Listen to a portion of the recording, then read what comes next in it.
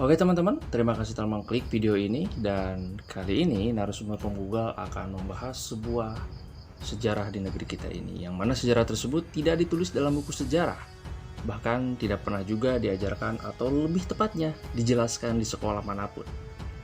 Petrus. Teman-teman ada yang pernah dengar atau udah tahu tentang sejarah Petrus tersebut?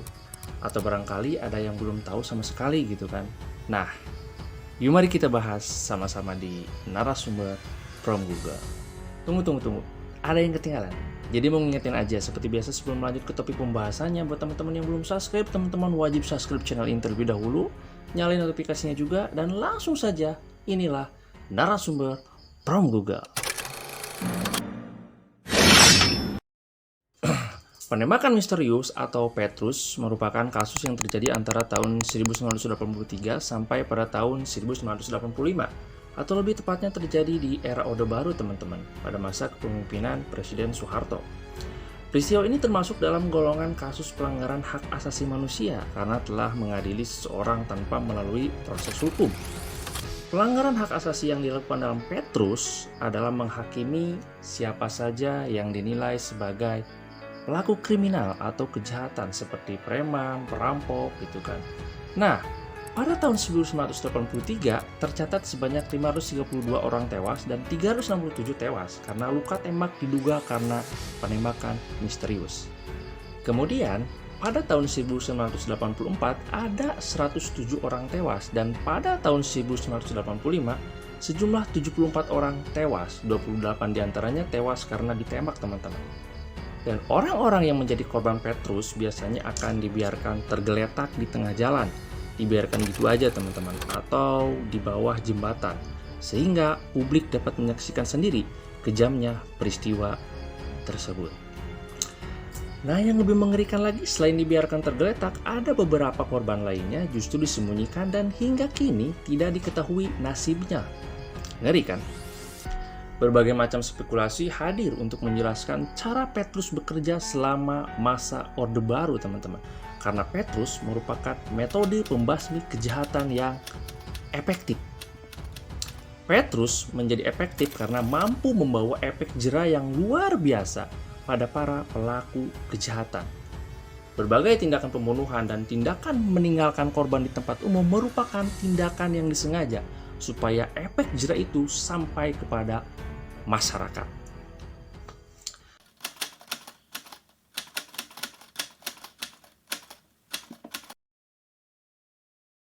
Ya, jadi pada awal tahun 1980-an telah banyak ditemukan kasus kriminal kayak semacam perampokan, pemerkosaan, bahkan ada kasus ketika sudah merampok, mereka lantas malah lanjut memperkosa korbannya. Lalu ada juga kasus kakek-kakek dirampok habis itu dibunuh gitu kan. Hal itulah yang membuat pemerintah menjadi geram, bahkan kasus-kasus kriminalisme kian tahun terus meningkat. Nah, berawal dari situ, tanpa diberitahukan terlebih dahulu kepada publik, pada akhirnya penembakan misterius pun dilakukan untuk menekan angka kriminalitas.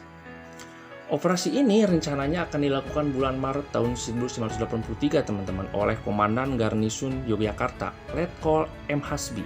Jadi kala itu kota Yogyakarta menjadi tempat pertama bagi operasi Petrus teman-teman.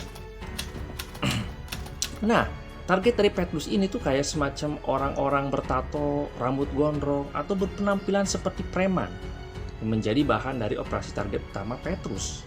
Hal tersebut kemudian membuat banyak pemuda yang memiliki tato di tubuhnya ketar-ketir, ingin menghilangkan tato tersebut.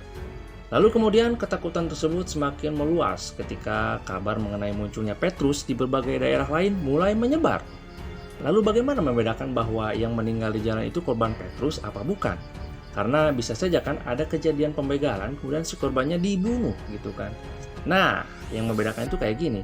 Biasanya korban Petrus itu ditemukan dengan ciri-ciri yang hampir sama teman-teman. Korban Petrus umumnya memiliki 3 luka tembak di tubuhnya. Selain luka tembak, beberapa korban Petrus sebagian besar juga ditemukan dengan luka cekik di lehernya. Lalu di atas mayat yang dibiarkan tergeletak, pelaku penembakan biasanya akan meninggalkan uang 10.000 untuk biaya penguburan.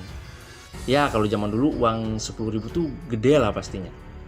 Menurut Ketua Tim Penyelidikan Pelanggaran HAM Yosep Adi Prasetyo pada tahun 2012, ia mengatakan jumlah korban dari peristiwa penembakan misterius pada tahun 1982 sampai 1985 mencapai 10.000 orang. Data tersebut ia kutip dari penelitian David Botchir yang berjudul Crime Law and State Authority in Indonesia pada tahun 1990 yang diterjemahkan oleh Arif Budiman. Sedangkan dari pengaduan yang diterima oleh Komnas HAM, jumlah korban mencapai kurang lebih 2.000 orang. Peristiwa Petrus terjadi hampir di seluruh Jawa dan Sumatera, teman-teman, yakni mulai dari Yogyakarta, Bantul, Solo, Semarang, Magelang, Malang, Bogor, Mojokerto, Jakarta, Palembang, dan Medan. Namun setelah berita ini tersebar, beberapa penjahat menyerahkan diri. Beberapa ditembak, ada yang melarikan diri juga, dan yang lainnya berhenti melakukan kejahatan. Ternyata peristiwa Petrus ini membuat angka kejahatan menurun secara signifikan, khususnya pada tahun 1983, teman-teman. Kejahatan kekerasan di Yogyakarta menurun dari 57 kasus menjadi 20, dan di Semarang menurun dari 78 menjadi 50. Berkat keberhasilan ini, pemerintah terus melanjutkan Operasi Petrus. Intelijen polisi memberi komandan garnisun daftar orang-orang yang termasuk jadi tersangka kejahatan. Nah, tapi garnisun kemudian membuat daftar baru dan mengeluarkan ultimatum publik kepada semua orang yang ngerasa kalau mereka itu preman untuk segera menyerahkan diri ke markas garnisun gitu kan.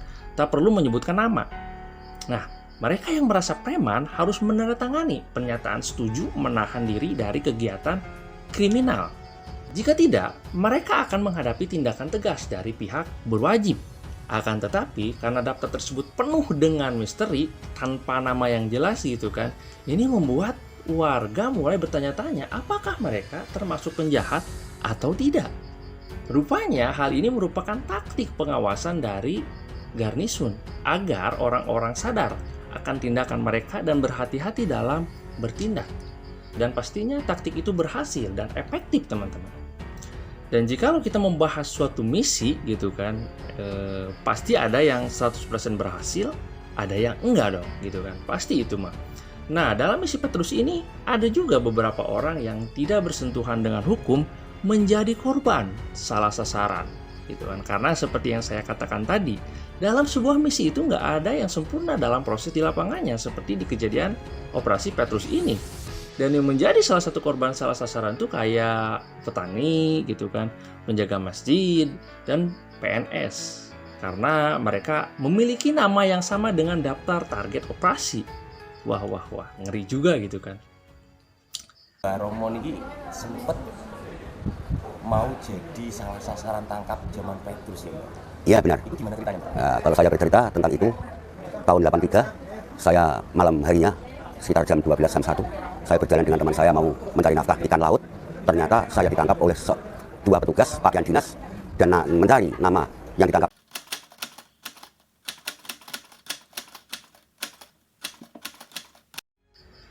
Ya, pastinya sudah jelas lah. Yang memiliki daftar targetnya adalah militer, teman-teman. Dan dapat disimpulkan juga banyak pihak yang diduga terlibat dalam operasi Petrus ini gitu kan. Di antaranya kayak semacam TNI yang meliputi Koramil, Kodim, Kodam gitu kan.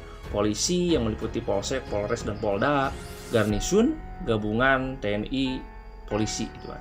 Dan para pejabat sipil kayak ketua RT, RW, dan lurah pastinya. Lalu menurut beberapa sumber juga mengatakan bahwa Operasi Petrus ini bertindak dalam konteks melaksanakan perintah jabatan di bawah koordinasi Panglima Komando Pemulihan Keamanan dan Ketertiban di bawah komando dan pengendalian Presiden Soeharto, teman-teman.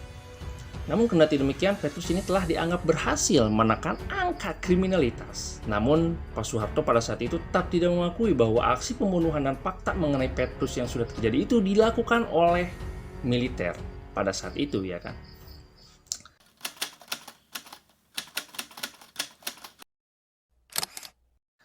Nah, masalah Petrus pada saat itu memang menjadi berita panas, ya kan. Ada yang mendukung, ada juga yang tidak. Karena aksi Petrus ini dianggap telah melanggar hak asasi manusia yang telah membunuh seseorang tanpa diadili melalui jalur hukum terlebih dahulu, teman-teman. Bahkan, Beberapa pihak internasional pun sempat mengecam kejadian tersebut. Lalu mereka mengirimkan surat untuk menanyakan kebijakan pemerintah Indonesia terkait kasus Petrus ini. Karena banyak mendapat perdebatan pendapat dan tekanan dari internasional, kemudian pada akhirnya Petrus pun diakhiri pada tahun 1985, teman-teman. Berakhir.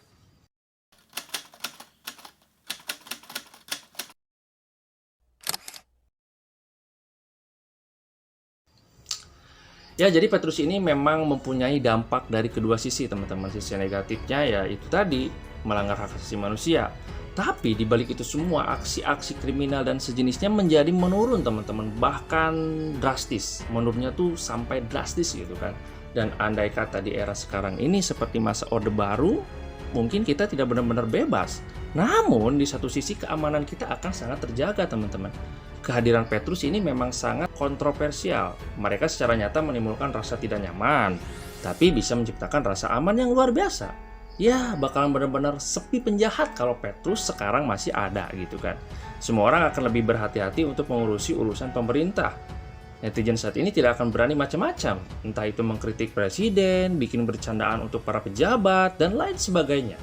Dan netizen juga nggak bakalan gampang ngomong seenaknya, terutama di media-media sosial. Seperti, ya, kayak zaman sekarang ini gitu kan. Karena menurut Presiden Soeharto, efek jera yang dibawa oleh Petrus terasa lebih nyata daripada hukuman-hukuman lain yang telah diberlakukan di Indonesia, teman-teman. Nah, gimana nih menurut teman-teman tentang operasi Petrus ini? Barangkali teman-teman mau revisi atau mau nambahin gitu kan tentang pembahasan kali ini, kalian boleh banget tinggalkan opini atau pendapat kalian di kolom komentar ya. So, segitu aja konten kali ini gitu kan. Thanks for watching. Semoga video ini bisa bermanfaat bagi kalian yang menonton. Sampai jumpa di konten selanjutnya. See you.